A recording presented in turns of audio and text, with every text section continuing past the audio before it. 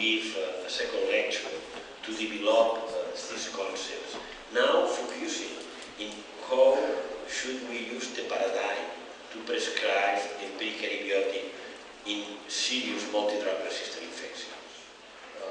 Спасибо вам, что вы согласились послушать еще одну лекцию. И сейчас мы разберем именно практическое применение, как использовать вот ту парадигму, о которой мы говорили, в лечении пациентов с полирезистентной инфекцией.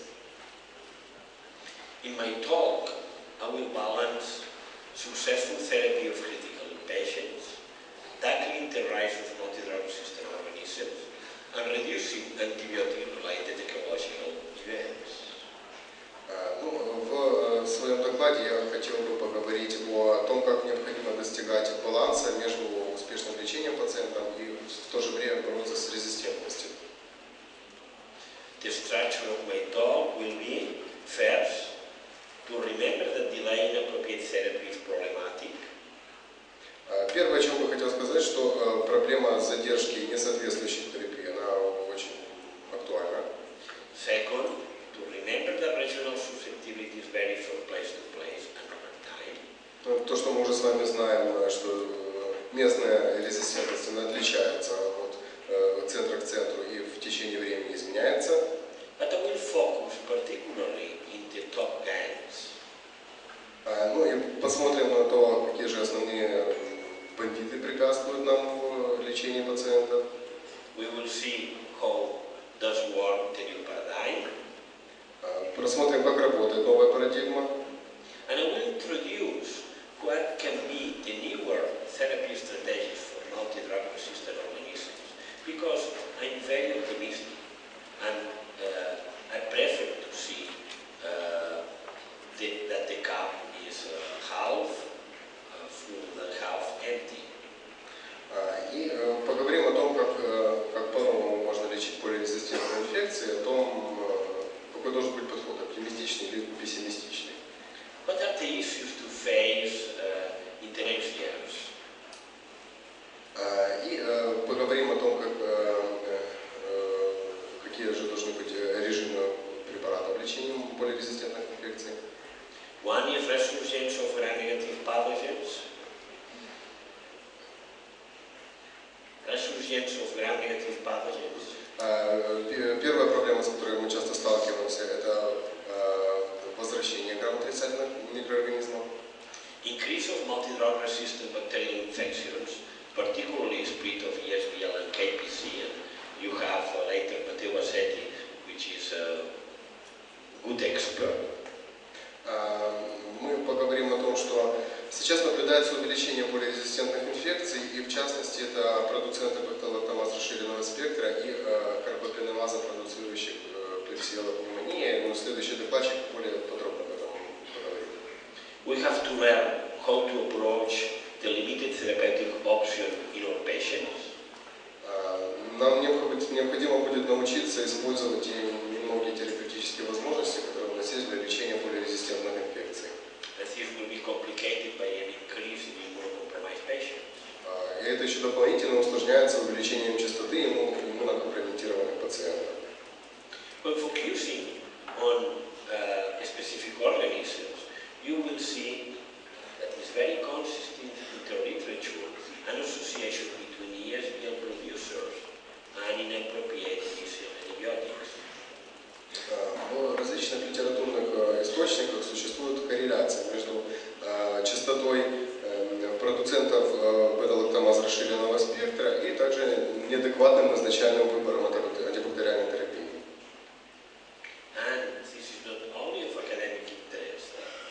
И это интерес не только академический.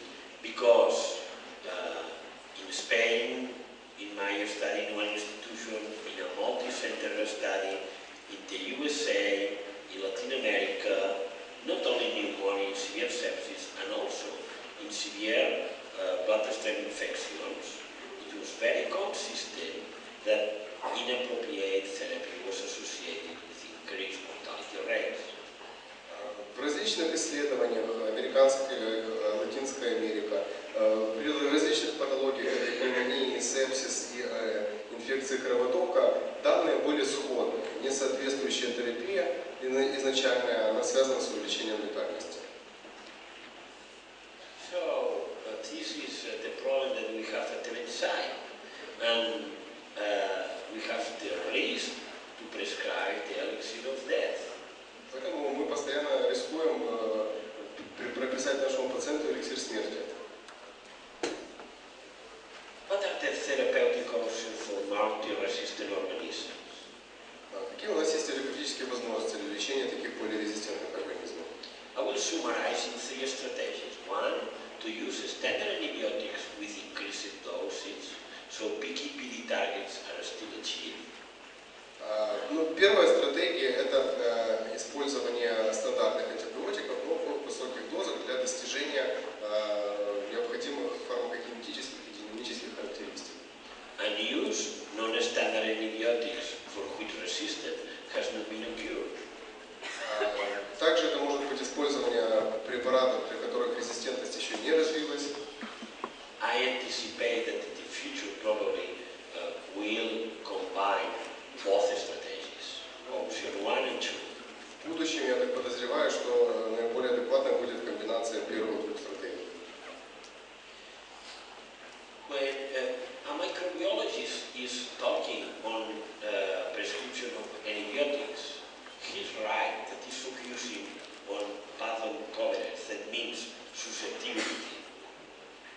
Когда бактериолог советует выбор антибактериального препарата, он руководствуется резистентностью, спектром действия данного препарата. When a pharmacologist like Beer is talking, he emphasizes the importance of a right dose, and that means probably customization to the patient. That means adequate therapy. Фармацевт прописывает, исходя из правильной дозы. Intensivists know how important is right first time. So it is not enough to give susceptible drugs and high dosage. It's important to achieve the levels as soon as possible. Интенсивисты знают, как важно назначать правильный антибиотик рано, то есть назначение правильного по спектру и в правильной дозе антибактериального препарата еще не гарантирует хороший результат. And we know that the human therapy in a few patients is important. For example, adding macrolides to patients with community acquired pneumonia with shock is associated with increased survival. И в некоторых случаях необходима адъювантная терапия, например, у пациентов с негоспитальными пневмониями, использование макролидов позволяет модулировать иммунные ответы. И все это приводит к улучшению выживаемости. So our goal has to be increased survival, and we'll talk on the concept of optimal therapy that is much more complex than susceptibility. Таким образом, мы видим, что понятие оптимальной терапии оно намного превышает понятие чувствительности или резистентности. Here I introduced the top three gangs. Ну и вот три основных вредителя, с которыми мы сталкиваемся. This is Mrs. Pseudomonas aeruginosa, you know. Псевдомона аэрuginosa, синемномная палочка, посередине. Mr. Acinetobacter baumannii. Acinetobacter baumannii. And the lady, not sexy, it's Klebsiella pneumoniae. Некрасивая девушка, Klebsiella pneumoniae. These are probably the three more important gram-negative bacilli that represents a problem. Это наиболее опасные микроорганизмы, которые доставляют наибольшее количество проблем. Things are changing. Ситуация меняется. I had the opportunity when I was chairing the infectious section in the European Society of Intensive Care Medicine to combine Genuine SEM to develop a second EPIC2 study with two objectives. One, to know 15 years later what has changed, and second, to add other geographical areas like Eastern Europe, Australasia, North and Latin America. В последнее время назревает необходимость проведения новых клинических исследований, поскольку ситуация в Западной Европе она по чувствительности изменилась, и также необходимо получать новые данные из стран Восточной Европы. Thanks to the collaboration of many people, a lot of patients were enrolled in one day and follow up until discharge. Благодаря взаимодействию многих центров удалось включить большое количество пациентов, которые находились в исследовании аж до момента выписки. And we know that fungi are a problem. It's still not clear whether they were colonizations or infections. У многих пациентов так и осталось не выяснено, была ли это инфекция либо колонизация. 0.5% of patients were infected by gram-positive. Половина пациентов была инфицирована грамм-отрицательными микроорганизмами. And 2/3 were infected by gram-negative because many patients presented co-infection by different organisms. 2/3 инфицированы грамм-положительными, поскольку у части пациентов была инфекция.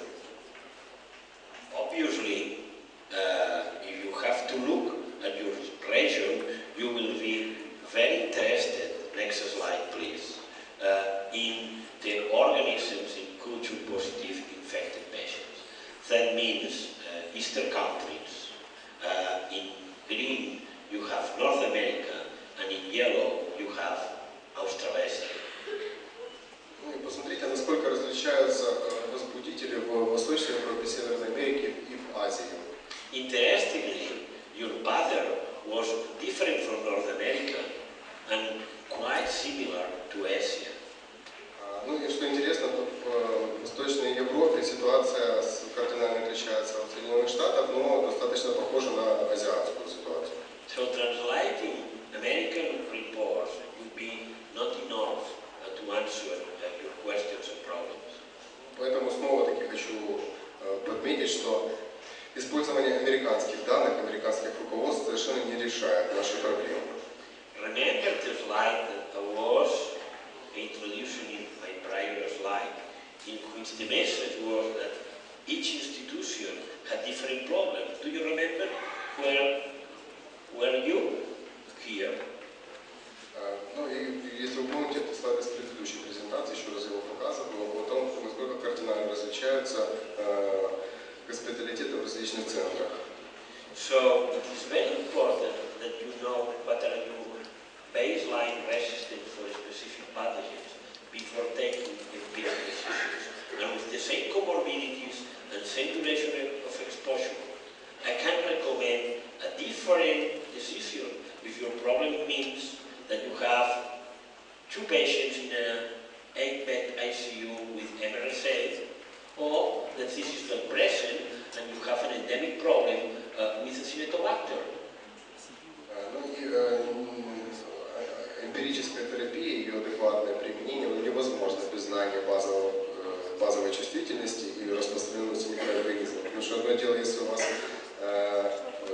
отделение, в котором лежит 2 пациента с медицинно-резистентным золотистым стафилококком, и совершенно другая ситуация, если у вас в больнице пандемия ацинетобактера. These are results of the secondary analysis of the UBAPA study. Some more secondary analyses are ongoing on COPD, on risk factors for Pseudomonas. Это исследование, данные европейского исследования по вентилятор-ассоциированным пневмониям. Там были не только пневмонии, даже туда включались другие инфекции респираторного тракта.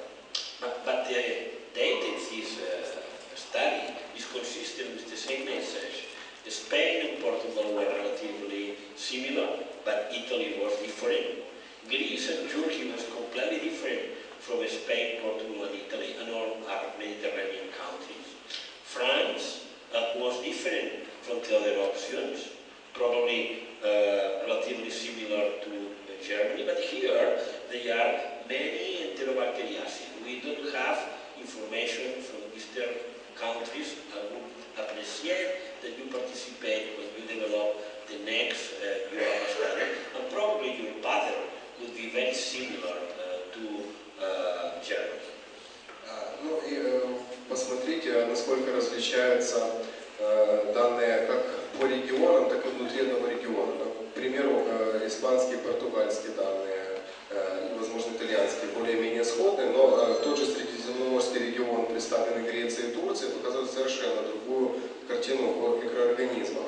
В то время как в континентальной части между Францией и Германией есть сходство, и такие же сходства между Бельгией и Ирландией. К сожалению, вы видите, что здесь нет никаких данных о странах Восточной Европы, поэтому я был бы очень признателен, если бы вы поучаствовали в следующем исследовании ЮВАП, и, возможно, картина будет сходна с данными Франции и Германии. I will spend 5 minutes to discuss these most important topics. First, Pseudomonas aeruginosa. Давайте пару минут посвятим обсуждению очень важной проблемы, это семигнойная палочка в отделении интенсивной терапии. Pseudomonas is the leading cause of BAP in most ICUs, first or second SLA, everywhere. Псевдомон – это лидирующая причина ВАП в отделениях интенсивной терапии во многих странах. Risk factors were documented 20 years ago: extended ICU stay, operation of mechanical ventilation, prior antibiotic exposure, and some comorbidities that facilitated endogenous colonization, such as COPD, acute respiratory distress syndrome. Факторы риска для ее развития были определены еще лет 20 назад. Это длительное пребывание в отделении интенсивной терапии, механическая вентиляция более недели.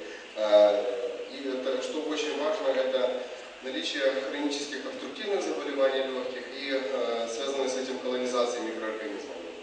And these are the drugs that, in my opinion, have to be considered in the empiric therapy of Pseudomonas. И вот перечислены те препараты, которые, с моей точки зрения, являются оптимальными для эмпирической терапии ВАП. But there are many reports of pan-resistant Pseudomonas aeruginosa. Currently, this is one of the problems that we are affronting in Barcelona. This is a report of 9 patients infected by Pseudomonas that were not susceptible or borderline to empiric antibiotics administered according to breakpoints. Но то, с чем мы сталкиваемся, то, с чем мы, в частности, боролись в Барселоне, это возникновение панрезистентной семигнойной палочкой. У нас есть сообщение о 9 пациентах с этим микроорганизмом, который был либо нечувствительным, либо был промежуточно чувствительным к всем эмпирически назначенным антибактериальным препаратам, и эти данные получены из исследования минимальных ингибирующих концентраций. All patients were treated with combination therapy with a particularly high dose of the beta-lactam. Все пациенты получали в качестве терапии пролонгированную инфузию высокие дозы бета-лактама. And most of them were discharged. Only one patient presented death attributed to pneumonia. И большинство из пациентов было выписано, только у одного пациента наступил летальный случай, который был связан именно с вентилятор-ассоциированной пневмонией. So there are strategies to treat resistant Pseudomonas aeruginosa. И таким образом видите, что все-таки есть пути адекватного лечения панрезистентной семигнойной палочки. Now we'll go to see the other important non-fermenter, Acinetobacter baumannii. Еще один важный неферментирующий микроорганизм – это Acinetobacter baumannii. This is a study that was developed by one of my fellows in my ICU in the 90s when I was trying to identify the risk factors for different organisms. And it was a cooperative study in 3 teaching ICUs. Это исследование из 90-х годов, проведенное моим коллегой. Мы тогда пытались определить, какие есть факторы риска для инфицирования определенными микроорганизмами. Look at the risk factors where, excepting ARDS, dramatically different. И посмотрите на факторы риска, за исключением ОРДС, они кардинально отличаются. And therapeutic options were also different. Ну и также отличаются подходы к терапии, выбор препаратов. So in spite of being both non-fermented, they have different virulence, different susceptibility, and different risk factors. Ну и вне зависимости от того, что оба микроорганизма являются неферментирующими палочками, они имеют различные виды чувствительности, различные варианты терапии и различные факторы риска для развития. Empiric management requires a differential approach, particularly if you have Acinetobacter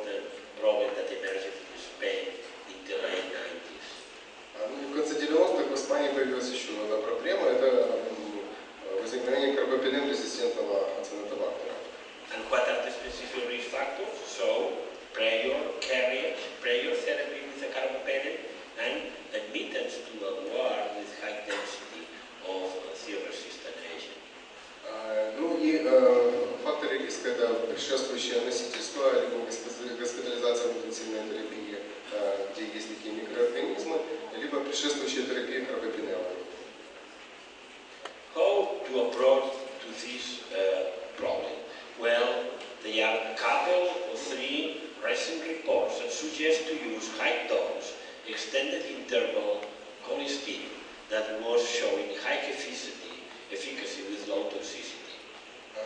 Подход к лечению такого микроорганизма – это, по некоторым сообщениям, использование холестина в высоких дозах с продленными интервалами, что обеспечивает высокую эффективность и низкую токсичность. No doubt that were severe infections, most of them respiratory infections or bloodstream, and most patients received this therapy as salvage therapy. This is because I encourage to reply to the survey that will be launched very shortly in the ECPID website. Работы, в которых показаны эти данные, они были проведены на пациентах либо с вентилятор-ассоциированными пневмониями, либо с бактериемией, и часто эта терапия использовалась как терапия последнего шанса, жизнеспасающая терапия. Please remember that colistin is a concentration-dependent drug, like aminoglycoside. So the objective is to give high peak and low thaw levels. Необходимо помнить, что аминогликозиды, холестин – это дозозависимые препараты, необходимо давать высокую дозировку и лучше увеличить интервал между введениями препарата. They used very high dose, loading dose, and 9 millions twice daily fractionated. Ну и они использовали стартовую дозу 9 миллионов единиц, и потом поддерживающую дозу 9 миллионов единиц. We are currently using 10 millions of loading dose for a standard adult and 10 millions per day, twice daily. Мы сейчас используем в своем центре 10 миллионов в качестве стартовой дозы и 10 миллионов как поддерживающей терапии. Efficacy is high and not many adverse events in the kidney. Ну и эффективность нашего лечения достаточно высока, и при этом сравнительно невысокая частота побочных осложнений составных точек. This is another strategy reported recently. We use many nebulized antibiotics in our cystic fibrosis patients, many nebulized antibiotics in our lung transplant patients, and some nebulized antibiotics in multi-drug resistant organisms in the airway. This is a study that was using high-dose nebulized colistin for pneumonia caused by Pseudomonas bacillobacter. В данный момент мы все чаще начинаем использовать небулизированные формы холестина, но в частности для пациентов с иммуносупрессией либо у пациентов после трансплантации легких. Overall clinical cure rate was high and not significantly different. Ну и у пациентов с полирезистентным цинтобактером частота излечения была достаточно высокой. No differences in recurrences, no differences in mortality, and increase of resistant strains with high dosage was extremely low. Ну и по сравнению со стандартной терапией не было увеличения частоты рецидивов, не было увеличения частоты летальности, то есть эта терапия достаточно безопасная и эффективная. This is a figure reporting differences in clinical resolution for susceptible and resistant Acinetobacter and susceptible and resistant Pseudomonas aeruginosa. Ну и вот сопоставление данных для резистентных и чувствительных, соответственно, цинтобактер и осеневной палочки. Acinetobacter is less violent, so you have better resolution. Ну, ацинтобактер он менее вирулентный, поэтому мы видим лучшее разрешение симптоматики. But no significant differences by pathogen. Но между патогенами значимая разница не наблюдается. The other concern that you have is the hypoxia, so the emergence of mutants. Ну и еще одна опасность, с которой мы сталкиваемся, это возникновение мутаций, ну и вот таких вот микроорганизмов. Certainly you have to be concerned by the increase in ESBL and KPCs. И, конечно, наибольшая проблема – это бета-лактамаза расширенного спектра и микроорганизмы, продуцирующие карбопенемазы. KPC is a new threat, and Matteo Bassetti is an expert and outstanding study in clinical infectious diseases that I will not mention to avoid any overlap. Ну и касательно KPC, это карбопеномаз, продуцирующая клепсиела пневмония, Матео Басетти, следующий лектор, расскажет об этом более подробно. But this is a worrisome emergence, and this slide summarizes the mechanism of resistance that is affecting many European countries with a high risk of expansion.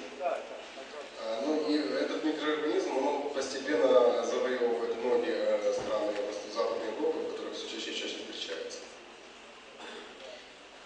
Indeed, therapy of ESBL infections exists beside of carbapenems. И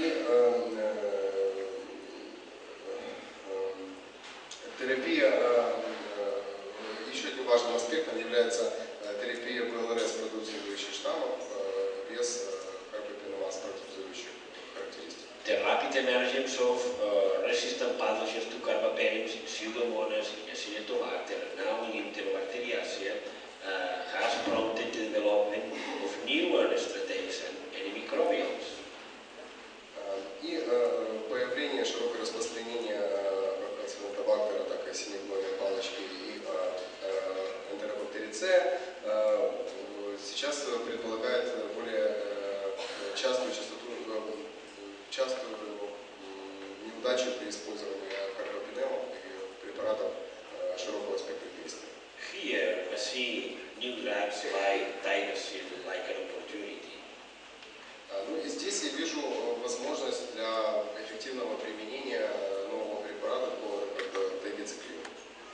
This is the susceptibility of ESBL producing Enterobacteriaceae in a recent report at ECMID, and you see that cephalosporins, fluoroquinolones are not of interest, and you have, in theory, much better opportunities to treat these patients with Tygocil or aminoglycosides. Ну и вот данные из ЭКМИДа прошлого года, там, где представлены результаты по чувствительности ПЛРС, продуцирующих Enterobacteriaceae, и вы видите, что цефалоспорин и торхинолоны в этом случае не представляют уже никакого практического интереса, и тегициклин с амифоцином более интересны в плане преодоления резистентности. If you look at carbapenemase producing Klebsiella pneumoniae, you will have also poor susceptibility to these drugs, and again, some aminoglycosides, colistin and Tygocil retain good activity. Если говорить о KPC, как карбопенемаз, продуцирующих клепсиелах, то снова такие единственные препараты, которые еще оказывают достаточно клинический эффект, это колистин либо тегициклин. So we need to confront the problem and develop newer strategies with all the new options to manage this issue. Ну и для таких микроорганизмов очевидно, что нужно пересматривать свои отношения и менять стратегию в их лечении. Tygocil was approved in Spain more than 5 years ago. Тегициклин начал применяться в Испании, был одобрен около 50 лет назад. And we have large experience, but here I will show only the initial experience with Tygocil. Ну и у нас достаточно большой опыт, но здесь я покажу только опыт его применения в качестве начальной терапии. That means an observational study regarding how was prescribed in 10 consecutive patients in 13 ICUs. Ну и эти данные были собраны у 113 последовательно включенных пациентов в различных отделениях интенсивной терапии. И анализировались антибиотики, которые были назначены в качестве первой линии. Interestingly, the majority of people was using the drug as rescue therapy, but still 1 out of 4 prescriptions were associated with empiric therapy. Примерно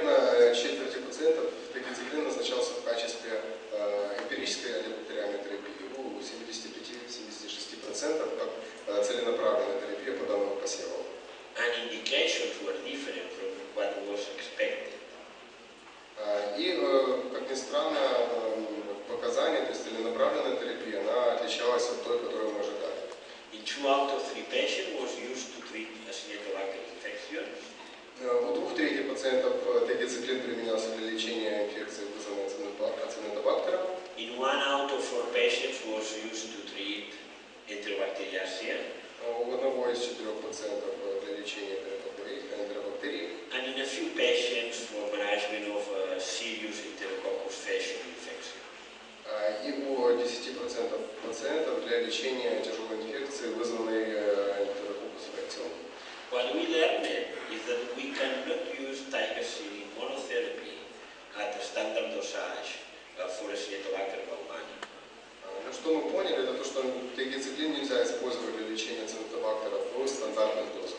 We have to use double dose in combination with another agent. Необходимо использовать двойную дозу и комбинацию с другим антибактериальным препаратом. Like I was shown with other drugs, it was much better clinical response when double dose was administered and emergence of resistance decreased when combination therapy with another active agent was administered. И я вам покажу дальше примеры, там где двойная доза значительно увеличивала эффективность, и комбинация с другим антибактериальным препаратом снижала частоту развития резистентности. Moreover, the incidence of adverse events was unexpectedly low because intubated patients has a nasogastric tube and gastrointestinal events are not an issue in patients with nasogastric tubes. Ну и в плане применения тегициклина не стоит беспокоиться о развитии побочных эффектов, потому что у пациентов интенсивной терапии в основном осуществляется зондовое питание, а все побочные эффекты они связаны как раз с дискомфортом и дисфункцией органа пищеварения.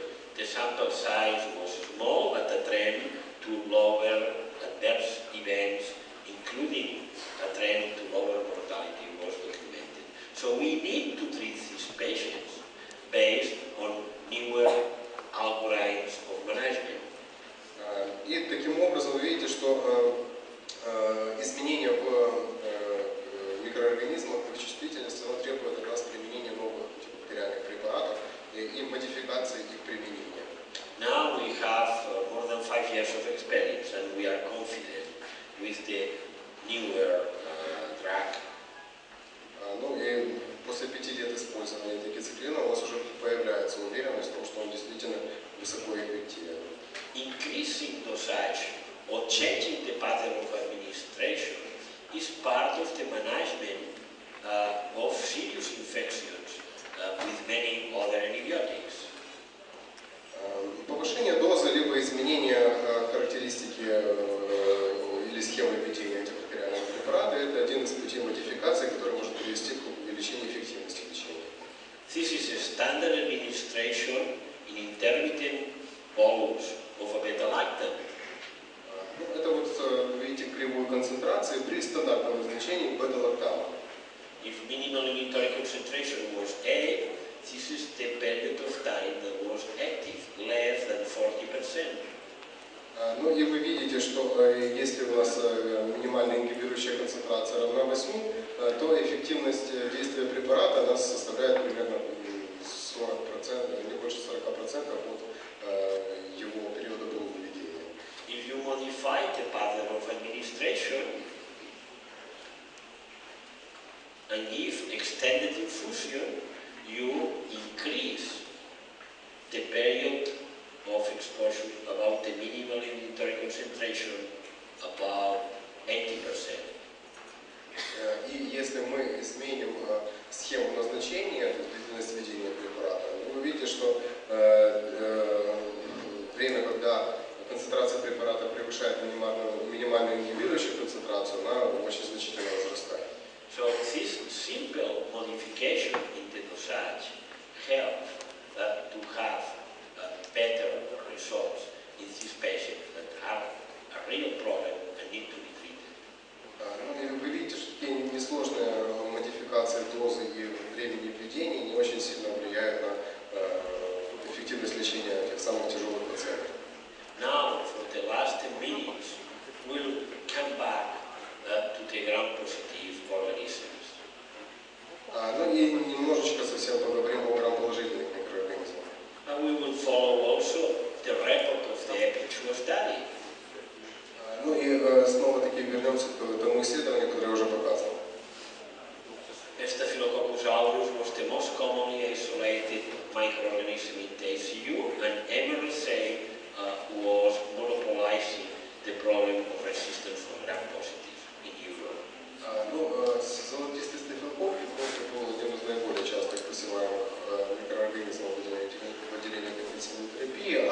МРСА в частности, он отвечает за подавляющее большинство всех случаев грамположительных резистентных инфекций. A few differences were reported in Eastern Europe, but overall, approximately half of isolated in the prevalence study of Staph aureus were methicillin resistant. Ну, и для Восточной Европы существуют, конечно, различия, вы видите, но если говорить в целом, то примерно половина из всех штаммов золотистого стафилококка были нечувствительны к пенициллину. You know very well this data, and I will try to focus particularly on escape pathogens and pneumonia. Ну, вы, вероятно, об этом слышали, но все-таки пару слов скажу о так называемых escape микроорганизмах возбудителя. What means escape? Что же значит escape? Well, it means Enterococcus species resistant to vancomycin, Энтерококки резистентны к ванкомицину, Staphylococcus aureus with methicillin resistant strains. золотистый стафилококк нечувствительный к метициллину. This combination of mechanisms of resistance to Klebsiella, Различные варианты резистентности, существующие в Klebsiella, carbapenem resistant strains, карбапенем резистентные штаммы, carbapenem and quinolone resistant strains too, у синегнойной палочки это карбапенем и хинолон резистентные штаммы, and some mechanisms of resistance to Enterobacter like AMC or ESBLs. ну и некоторые механизмы резистентности у энтеробактерий, такие как ВЛРС. These are, in theory, the escape organisms. Ну, вот так вот в теории определяется escape микроорганизм. This is a report of Rice, who introduced the concept of escape pathogens 5 years ago. And 2 years ago, my group reported the first description of nosocomial pneumonia and escape organisms. И таким образом выглядела предложенная вот эта группа escape патогенов в 2008 году, и 2 года назад было проведено исследование по сопоставлению возбудителей пневмонии и этих escape патогенов. Here you can find the distribution. Enterococcus faecium was not an issue in respiratory infections, not at all. Видите, что для респираторных инфекций Enterococcus faecium совершенно не представляет проблему, он не выделялся. Enterobacter was unlikely in clinical practice in nosocomial pneumonia in this study. Для нозокомиальной пневмонии Enterobacter также не являлся проблемой. And again, you have the top 3 guns. Ну и опять сталкиваемся с теми тремя бандитами, о которых мы говорили, Klebsiella, Campylobacter и синегнойная палочка. And Staph aureus. So I will focus on Staph aureus in the last slides of my presentation. Ну и лидирующее место занимает золотистый стафилококк, и на нем мы сосредоточимся на последних слайдах презентации. But when we talk on respiratory infections, everybody is thinking in pneumonia. Когда мы говорим о респираторных инфекциях, первая ассоциация у всех это пневмония. In my ICU, for each patient with pneumonia, there are 3 additional patients that are treated for tracheobronchitis by the attendings at the bedside. В моем отделении на каждого пациента с нозокомиальной пневмонией приходится 3 пациента с нозокомиальным трахеобронхитом. This is a reality. Это как вещи выглядят в реальности. This is a very interesting study reported from North America, whereas in ventilator-associated tracheobronchitis, the number 1 pathogen was MRSA. So MRSA is a very important problem, not only pneumonia, also in tracheobronchitis, and this has been taken in account. And I prefer to talk on ventilator-associated respiratory infections. Вы видите, что золотистый стафилококк, он был проблемой, лидирующей не только для ВАП, но и для трахеобронхита. And my personal approach is to focus in VARI. И именно поэтому я предпочитаю говорить о вентиляторно-ассоциированных респираторных инфекциях. This is because it's very interesting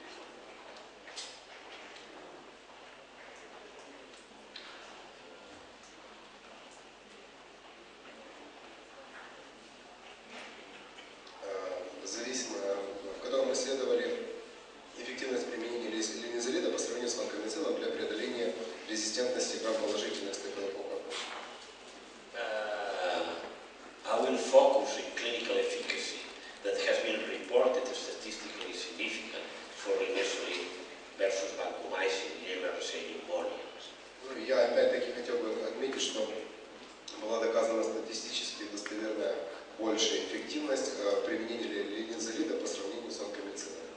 But I would like to show data that are not disseminated in conventional lectures. In addition to the overall report, they are a consistent, significant advantage between linezolid and vancomycin in different subsets. In the mechanical ventilated patients, in patients with bloodstream infections, in the more severe subset of patients, in patients in which it was a monomicrobial infection, in patients in which MRSA was associated with another pathogens, when vancomycin MIC was under 1, and when vancomycin MIC was 1 or above, and independently of if you were using quantitative or not quantitative study. So it's very consistent in all subsets, approximately a 5–10% statistically significant difference in favor of linezolid. Я хотел бы отметить то, что данные, полученные из различных исследований, они сопоставимы и все показывают преимущество линезолида. Как по общему количеству пациентов, так и в частности в подгруппах механической вентиляции, либо пациентов с бактериемией, у тех, у которых была наибольшая тяжесть по шкале Апаче-2, вне зависимости от минимально ингибирующей концентрации по ванкомицину для микроорганизмов. То есть данные сопоставимы и действительно им можно доверять. But I'm an intensivist, so I'm focusing particularly on outcomes. And I was emphasizing that when you look at adverse events, renal failure was twice as common in vancomycin patients. Но я интенсивист, я поэтому обращаю внимание больше на исходы для пациентов. И для меня важно, например, что частота почечной недостаточности при применении линезолида статистически не отличалась от таковой при применении ванкомицина. I was conducting a cost-effectivity analysis that was reported as a poster, and now a manuscript is in preparation in ECMI, in which we documented that in the patients with acute kidney injury, it was much more expensive to use vancomycin. Но что более важно, мы проводили экономическое исследование у пациентов с почечной недостаточностью сравнения применения линезолида и ванкомицина. И общая стоимость лечения для таких пациентов при применении ванкомицина она гораздо превышала таковую при использовании линезолида. So independently of clinical efficacy, I strongly recommend to avoid glycopeptides in patients with nephrotoxicity, in patients at risk of acute kidney injury, or in patients that are receiving other nephrotoxic drugs. Поэтому я крайне не рекомендую применение гликопептидов у всех пациентов, у которых есть предрасположенность к почечным нарушениям, либо которые уже получают другие препараты с нефротоксическим потенциалом.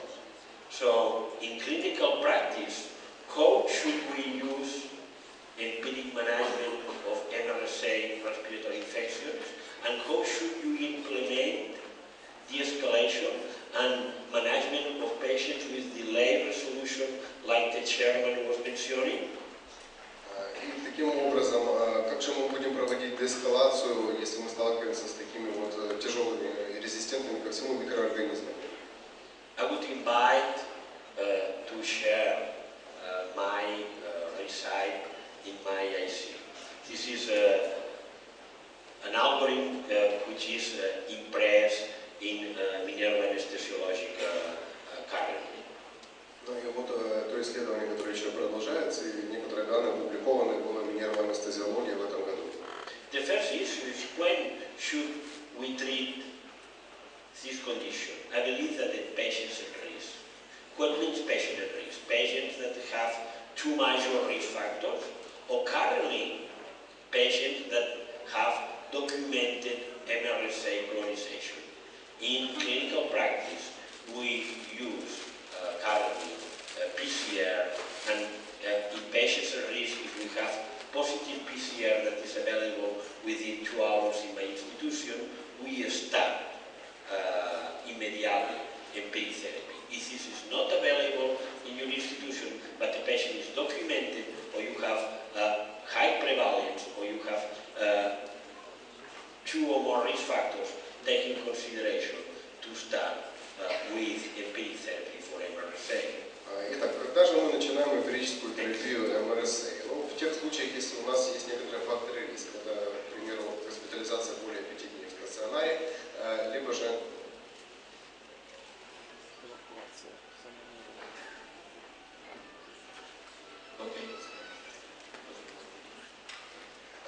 Итак, это факторы риска, которые вы видите представлены, и если есть возможность, можно подтвердить ПЦР, тогда это дает нам полные права начинать онкологическую терапию. Empiric therapy for MRSA have to be used. And I know that in the UVAPA study, how people was using vancomycin, how people was using glycopeptides. My advice is that renal impairment is not present. If no nephrotoxic use is required, including tacrolimus and other agents, if severe sepsis is not present, if lactacidemia is normal, if the age is under 65 years, perhaps glycopeptides are a reasonable option. But if you have one of these conditions, my advice is just in terms of safety to start with insulin.